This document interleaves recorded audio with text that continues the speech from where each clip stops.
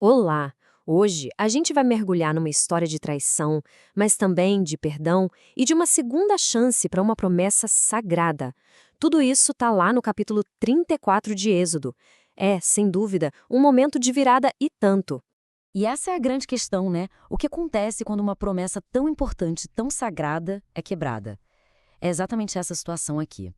Depois de um erro, assim, catastrófico, um povo inteiro se vê numa situação super precária, sem a menor ideia do que o futuro reserva.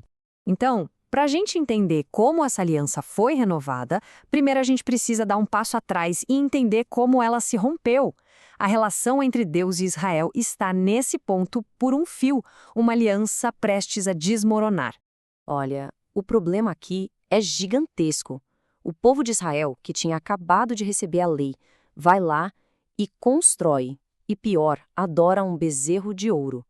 Com um único ato, aquela aliança recém-firmada no Monte Sinai foi quebrada. O que reinava ali era o caos total, a mais pura incerteza. O medo deles era palpável, sabe? A questão não era só sobre perdão, mas sobre a presença de Deus. Será que ele simplesmente os abandonaria ali no meio do deserto?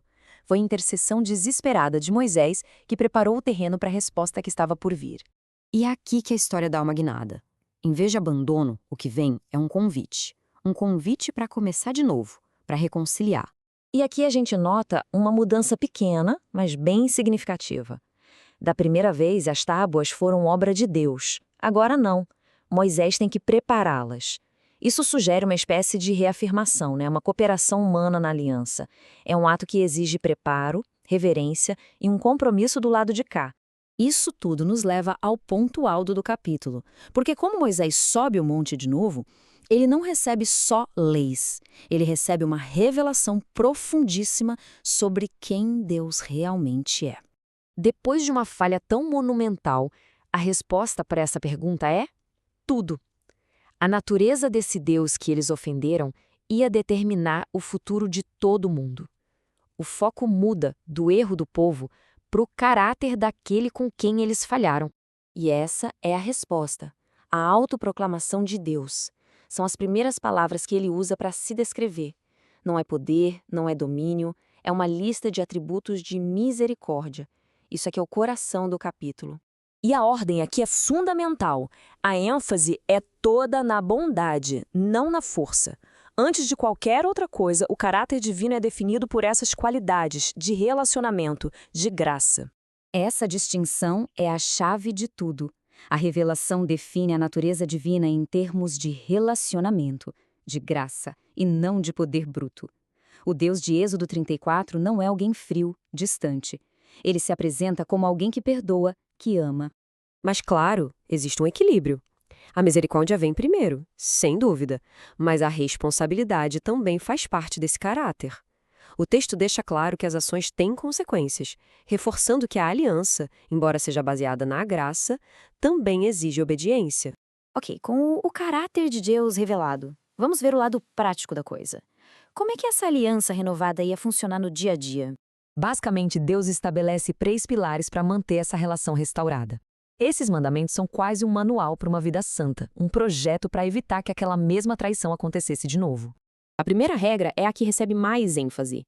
Deus ordena limites muito, mas muito claros para preservar a santidade do povo. A ideia é simples: eliminar qualquer vestígio das práticas que levaram ao desastre. É uma separação radical mesmo. E isso nos leva à conclusão da história, que é visualmente muito poderosa. O encontro com Deus deixa uma marca física inconfundível. Pensa nisso. Depois de passar 40 dias na presença de Deus, Moisés desce do monte com o rosto literalmente brilhando. E o detalhe mais fascinante é que ele nem percebe. Ele não tem consciência da glória que está carregando. É como se fosse um subproduto, algo não intencional dessa intimidade com o divino. Aquela glória era tão intensa que chegou a assustar o povo. Então o véu se tornou um símbolo, uma forma de gerenciar essa fronteira entre o divino e o humano. Ele usava o véu para falar com o povo, mas o tirava para falar com Deus, mostrando um acesso direto que o resto do povo não tinha. E a gente termina com essa pergunta. Êxodo 34 é muito mais que uma história antiga.